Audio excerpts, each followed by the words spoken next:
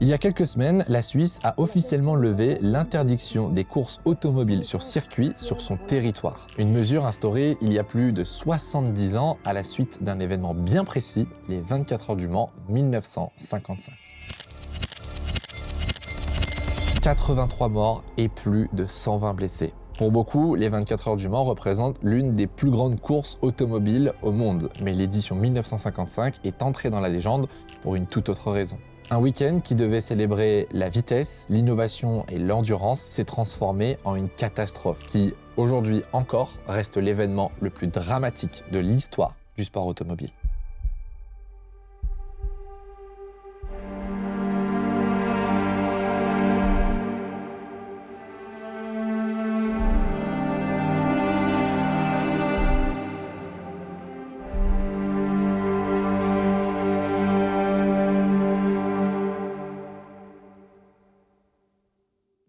Bon, j'ai pas le même t-shirt, c'est pas le même décor, vous me voyez venir, vous savez de quoi on va parler. Aujourd'hui, on est en juin, ça fait quelques semaines que la Coupe du Monde de foot est lancée. Alors vous êtes peut-être pas fan de foot, mais restez quand même, vous allez voir, c'est ultra intéressant parce que le partenaire le plus ancien de ma chaîne, Oli, vous a réservé de très belles surprises jusqu'à la fin du mois.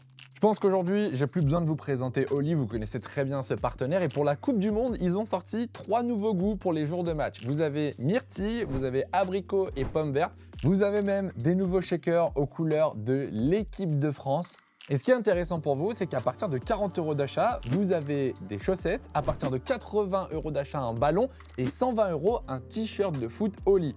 C'est là où j'interviens, vous me voyez venir, avec mon code de réduction Hydro pour avoir 10% de réduction. Si jamais vous n'avez jamais commandé sur Oli, vous avez le code Hydro5 qui vous offre 5 € de réduction.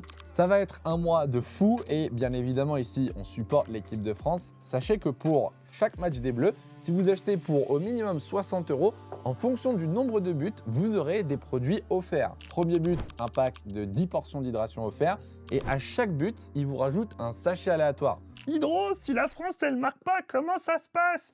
Eh ben, Oli vous met quand même un produit offert aléatoirement. Le lien est dans la description. Merci à Oli de nous régaler pour cette Coupe du Monde. Ça va être zinzin, j'ai très hâte. Et sans plus tarder, je vous laisse avec le sujet de cette vidéo et cette édition de 1955 des 24 heures du Mans.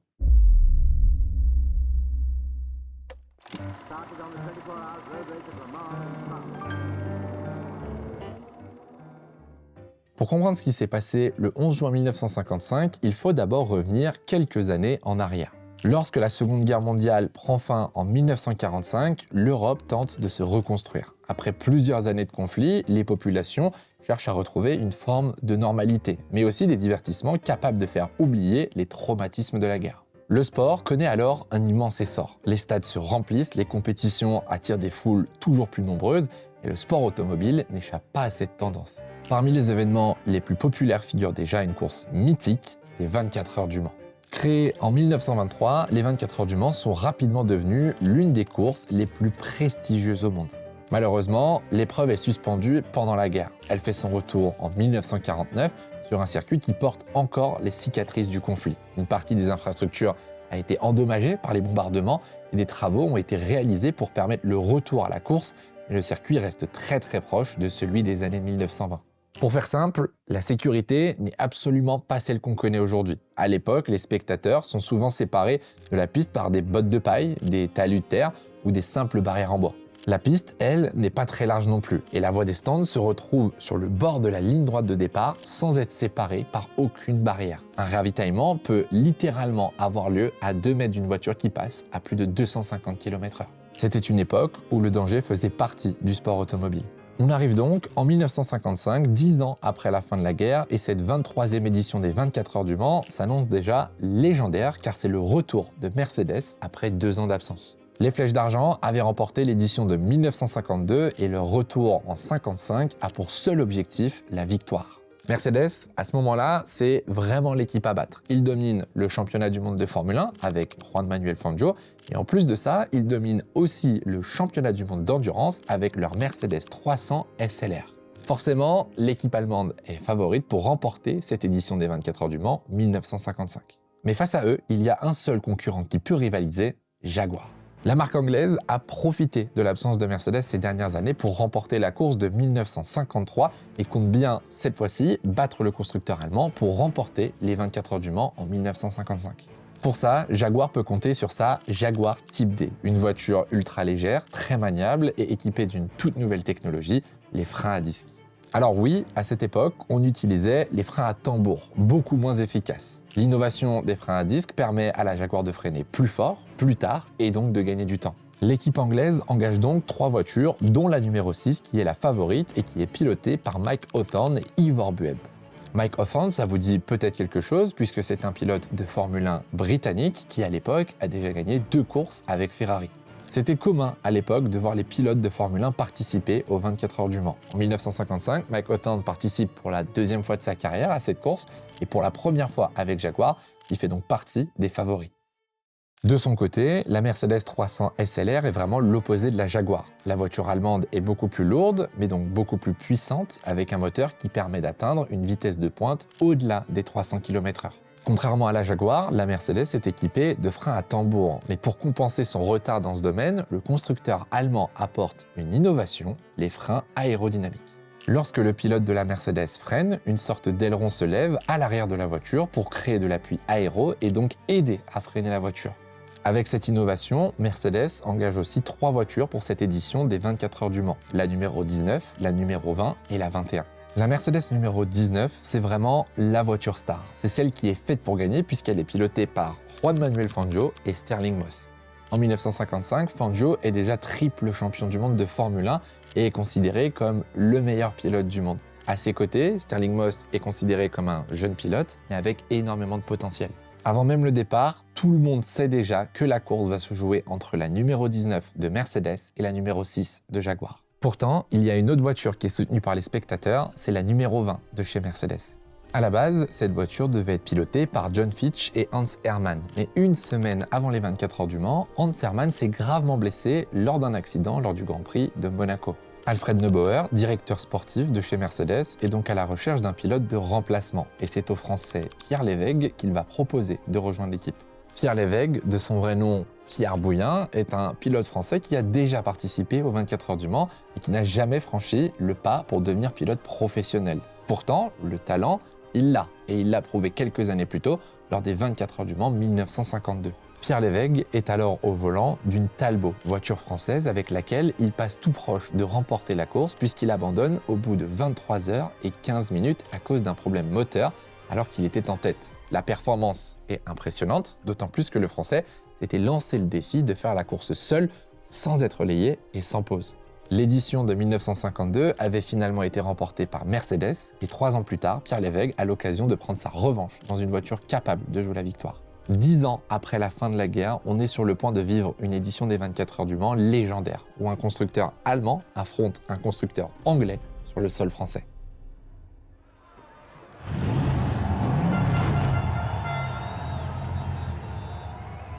« 11 juin 1955, 16h, la 23e édition des 24 heures du Mans est sur le point d'être lancée. Le départ est probablement l'un des moments les plus attendus du week-end, avec beaucoup de tension et d'enjeux, d'autant plus que celui des 24 heures du Mans est vraiment spécial. Tous les pilotes sont de l'autre côté de la piste, face à leur voiture, garée en épi et prête à partir. Lorsque le départ est donné, les pilotes doivent courir le plus vite possible pour entrer dans leur voiture, démarrer le moteur et prendre le meilleur départ possible pour cette course de 24 heures. Un départ original que personne ne voulait rater et qui marque vraiment la singularité de cette course au Mans. Pour des raisons de sécurité, ce genre de départ a été abandonné après la saison 1969. Pour cette édition 1955, ce sont les Ferrari qui s'élancent le mieux, suivis de près par les Jaguars, notamment la numéro 6 de Mike Hawthorn, qui s'installe rapidement dans le peloton de tête. Du côté de chez Mercedes, c'est un peu plus compliqué. Les voitures 20 et 21 n'ont pas trop de mal à s'envoler, mais Fangio et sa voiture numéro 19 prennent énormément de retard. Le pilote argentin a voulu gagner du temps dans la procédure en essayant de rentrer dans sa voiture sans ouvrir la porte, mais en sautant par-dessus celle-ci. Malheureusement pour lui, le triple champion du monde de Formule 1 coince son pantalon dans le levier de vitesse et reste à l'arrêt pendant plusieurs secondes, ce qui lui a fait perdre beaucoup de temps. Fangio parvient quand même à démarrer sa voiture et prend le départ du fond du peloton, ce qui n'était pas du tout le plan de base pour l'équipe de Mercedes. Alors, il est quand même bon de rappeler qu'on parle de Juan Manuel Fangio, qui à l'époque est le meilleur pilote du monde, et en plus de ça, il pilote une voiture ultra performante. Il ne lui faudra que 5 tours à l'Argentin pour remonter dans le peloton et s'accrocher au groupe de tête. Après la première heure de course, c'est l'une des voitures officielles de Ferrari, la numéro 4, qui est en tête. Belle performance en soi, puisque même si les Ferrari sont très bonnes à l'époque, elles ne font pas le poids face aux monstres que sont les Jaguars et les Mercedes. Après la deuxième heure, c'est justement la Jaguar numéro 6 qui prend la tête de la course, juste devant la Mercedes numéro 19. On n'est encore qu'au début de la course et on assiste déjà au duel tant attendu de ces 24 heures du Mans. Là, il n'est plus question de gestion ou de course d'endurance. Les deux pilotes utilisent le maximum de ce que leurs machines peuvent leur offrir. Selon les gens sur place, on est plus proche d'une course de Formule 1 que de véritablement une course d'endurance. Aucun des deux pilotes ne veut concéder du terrain à l'autre. Ils sont tous les deux à la limite et poussent leur voiture au maximum de ses capacités. Ils admettront eux-mêmes, après la course, avoir pris énormément de risques. Le souci, c'est qu'à force d'être constamment à fond dans une course d'endurance, les pneus s'usent et le réservoir se vide. À la fin du 35e tour, l'équipe Jaguar demande donc à Mike Hawthorn de s'arrêter pour pouvoir remettre de l'essence et procéder à un changement de pilote. Pris dans sa bataille avec Fangio, le pilote anglais refuse de s'arrêter et continue sur le même rythme. Au tour suivant, Jaguar demande à nouveau à Mike Hawthorn de s'arrêter, mais une nouvelle fois, le pilote de la voiture numéro 6 refuse. On est 10 ans après la fin de la guerre, mais pourtant, la rancœur est toujours présente. Mike Hawthorn est un pilote anglais et il refuse de laisser une voiture allemande en tête de la course. S'arrêter, laisser la Mercedes prendre la tête des 24 heures du Mans et potentiellement laisser les Allemands gagner la course, c'est impensable pour lui. Alors, il continue. Un tour plus tard, Mike Hawthorn refuse toujours de s'arrêter. L'inquiétude grandit du côté de chez Jaguar, car la voiture numéro 6 risque la panne d'essence et la Mercedes numéro 19 est toujours très proche de la voiture anglaise. On arrive donc à la fin du 35e tour. Mike Hawthorn est toujours en tête devant la Mercedes de Fangio. Avec leur rythme de course incroyable, les deux pilotes arrivent rapidement sur 2 retardataires. La première voiture, c'est l'Austin Haley numéro 26 de Lance McLean. Le pilote anglais est sur le point de reprendre un 4e tour de retard, mais rien d'étonnant au vu des performances de sa voiture. À l'époque, les différences entre les voitures étaient vraiment énormes. C'était presque des catégories différentes. Seuls les Mercedes et les Jaguars, voire peut-être même les Ferrari, pouvaient atteindre des vitesses proches des 300 km/h. Les autres voitures, comme l'Austin Haley de Lance McLean, dépassent de peu les 200 km/h. On a vraiment des écarts de vitesse très élevés et la gestion du trafic est cruciale. La deuxième voiture retardataire, c'est la Mercedes numéro 20, pilotée par Pierre Lévesque. Le Français est sur le point de concéder un tour de retard, et il ne fait pas pour autant une mauvaise course puisqu'il est actuellement dans le top 5. La situation est donc la suivante. On approche du dernier virage au 35e tour. Mike Hawthorn est en tête environ 200 mètres devant la Mercedes de Fangio. Les deux pilotes reviennent sur les 2 retardataires, l'Austin Haley numéro 26 de Lance McLean, juste devant la Mercedes numéro 20 de Pierre Lévesque. En ce 11 juin 1955, il est alors 18h28 et cette édition des 24 heures du Mans, qui s'annonçait comme légendaire, est sur le point de tourner au drame. On approche des 2h30 de course au Mans. Les leaders sont en train de finir leur 35e tour de course quand tout à coup, sur la ligne droite des stands, on entend une énorme explosion.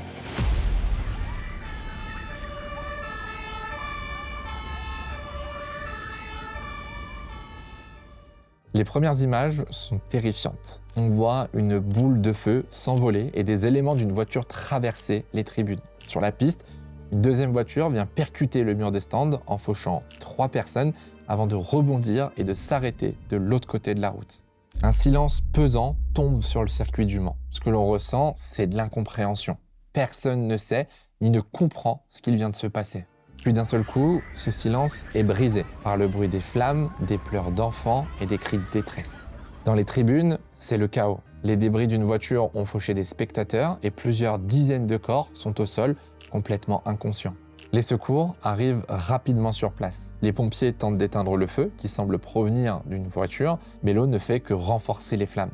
Les médecins, eux, tentent de secourir les dizaines de personnes blessées, mais les secours ne sont pas assez nombreux. C'est une véritable scène de chaos. Des corps inanimés recouvrent le sol, les flammes ne font que grandir et les spectateurs paniquent et courent dans tous les sens. La guerre s'est terminée il y a 10 ans, mais le chaos de ce 11 juin 1955 rappelle des scènes déjà vécues. Pendant ce temps, en piste, La course continue.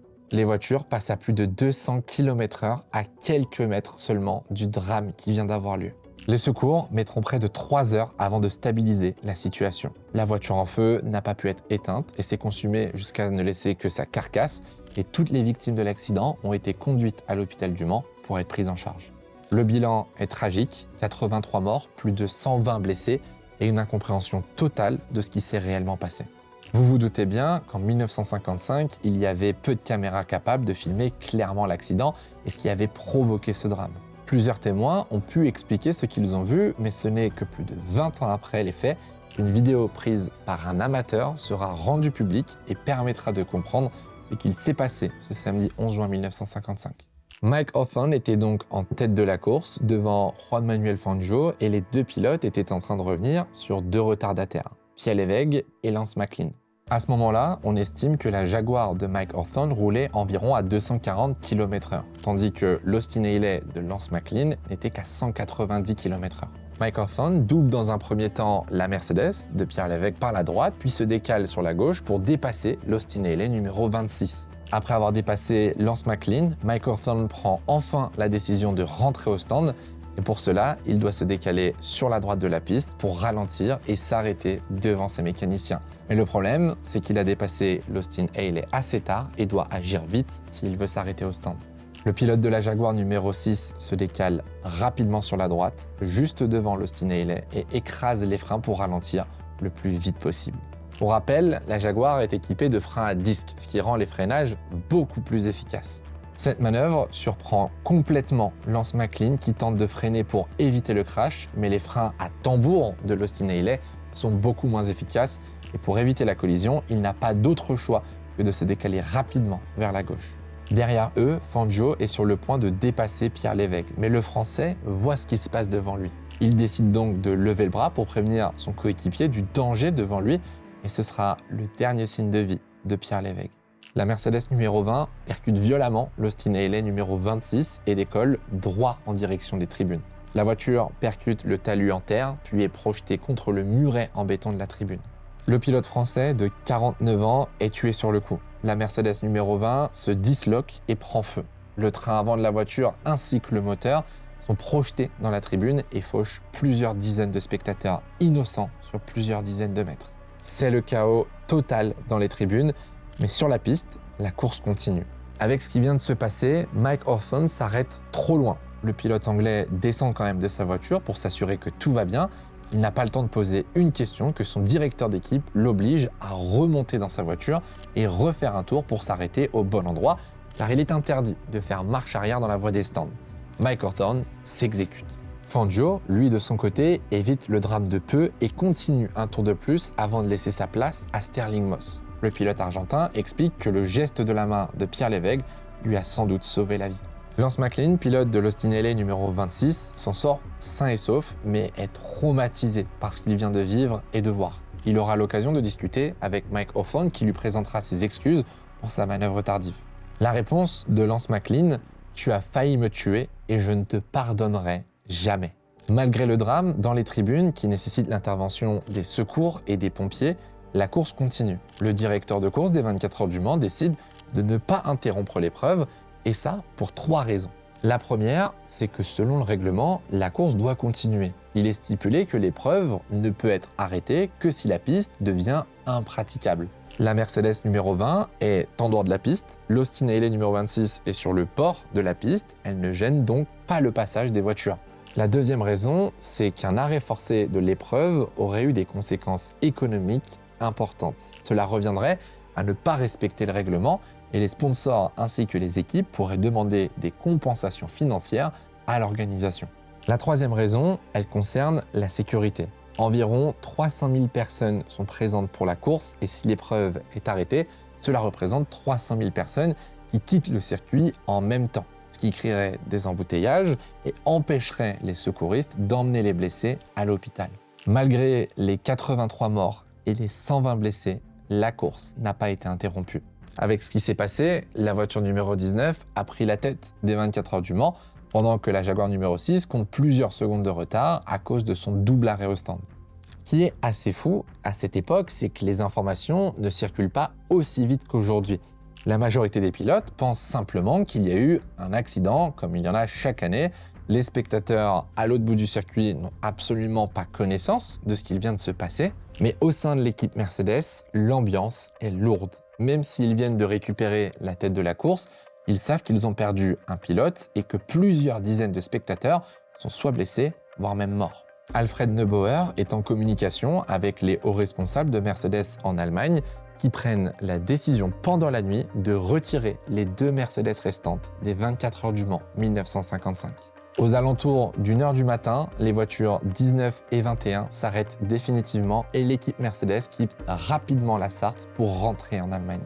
Alors dans un premier temps, les équipes et les journalistes pensent que Mercedes a retiré ses voitures de peur d'être tenu responsable du drame du début de soirée. Au moment de l'incendie, plusieurs témoins ont vu une fumée blanche sortir des flammes et certains pensaient alors que Mercedes utilisait un additif illégal et explosif dans son carburant. Les enquêtes menées après l'accident révèlent que ce n'était pas le cas. La fumée blanche était due au magnésium présent dans la carrosserie de Mercedes, un métal très léger mais extrêmement inflammable. La raison pour laquelle Mercedes s'est retirée est de respecter la mort d'un de ses pilotes et l'horrible drame qui a suivi cet accident. Le retrait de la Mercedes a permis à la Jaguar numéro 6 de reprendre la tête de la course et de s'imposer avec plusieurs tours d'avance. Plusieurs heures après l'accident, les informations sur le drame ont fait le tour de la France et surtout du circuit des 24 heures du Mans. Mike Hawthorne est tenu responsable de ce drame par le tribunal populaire et le voir sourire et rigoler après sa victoire dérange beaucoup l'opinion publique. Suite à de nombreuses enquêtes, Mike Hawthorne n'a jamais officiellement été reconnu comme responsable.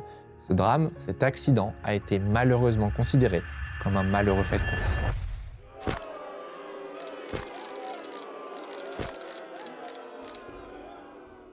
Après avoir remporté les 24 heures du Mans 1955, cette histoire a suivi Mike Hawthorne pendant quelques années. Pour autant, ça ne l'a pas empêché de reparticiper aux 24 heures du Mans avec Jaguar, sans toutefois regagner. À côté de ça, le pilote anglais poursuit aussi sa carrière en Formule 1. Il rejoint Ferrari en 1957 et remporte le championnat du monde en 1958. Malheureusement pour lui, il meurt lors d'un accident de la route en 1959. Alors, ironie du sort, il percute une camionnette puis un arbre après avoir perdu le contrôle de sa Jaguar alors qu'il faisait la course avec son ami Robert Walker au volant d'une Mercedes 300 SLR. De son côté, Juan Manuel Fangio remporte le titre de champion du monde de Formule 1 en 55 avec Mercedes avant de remporter également les titres de 56 et 57 avec Ferrari puis Maserati. Après l'édition de 1955, l'Argentin ne participera plus jamais aux 24 heures du Mans, une course qu'il considérait comme beaucoup trop dangereuse après être passé tout proche de la mort. John Fitch, le coéquipier de Pierre Lévesque sur la Mercedes numéro 20, fut profondément marqué par cet accident. Il décidera de s'investir dans la sécurité routière, notamment sur les circuits pour protéger les spectateurs, et il sera notamment à l'origine de la création Fitch Barriers, des barrières amortissantes. Après s'être retiré des 24 heures du Mans 1955, Mercedes terminera la saison de Formule 1 avant de se retirer officiellement du sport automobile.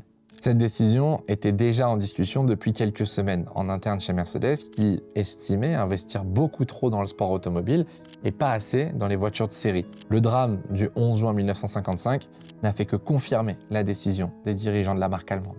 Il aura fallu attendre de nombreuses années pour voir les flèches d'argent faire leur retour. D'abord aux 24 heures du Mans, à la fin des années 1980, suite à un partenariat avec Sauber, puis en 1998 en tant que constructeur. La marque allemande a ensuite fait son retour en Formule 1 en 2010, avec tout le succès qu'on lui connaît aujourd'hui.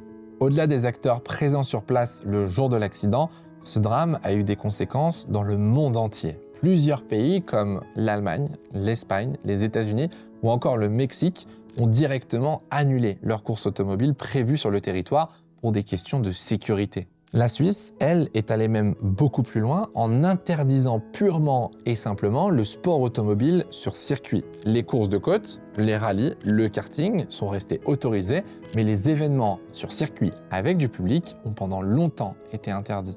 Comme je vous l'ai dit en début de vidéo, cette loi a été levée il y a quelques semaines, mais pendant cette longue période de plus de 70 ans, la Suisse est quand même restée un pays actif dans le paysage du sport automobile, tout en n'accueillant aucune course sur circuit.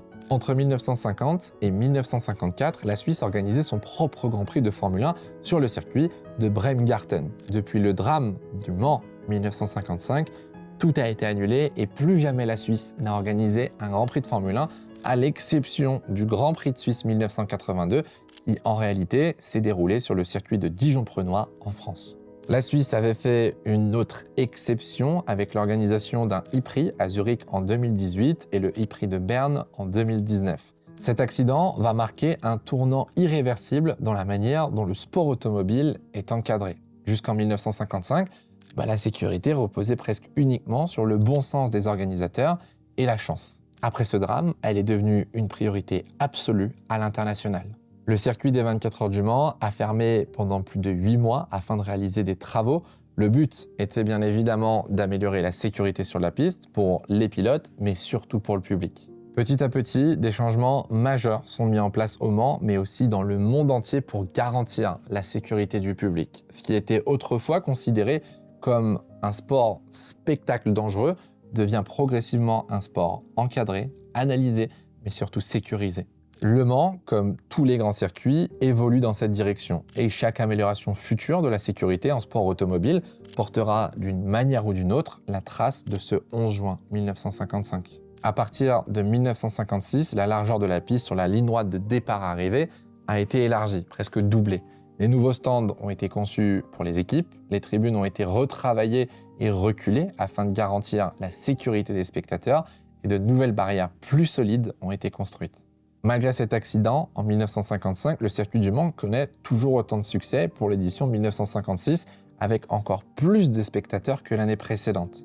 Au fil des années, le circuit des 24 heures du Mans a continué d'évoluer pour garantir la sécurité de tous. En 1971, 2 rails de sécurité ont été installés pour séparer la piste et la voie des stands. En 1996, des grands grillages ont été placés entre la piste et les tribunes pour éviter que des débris ne viennent percuter les spectateurs.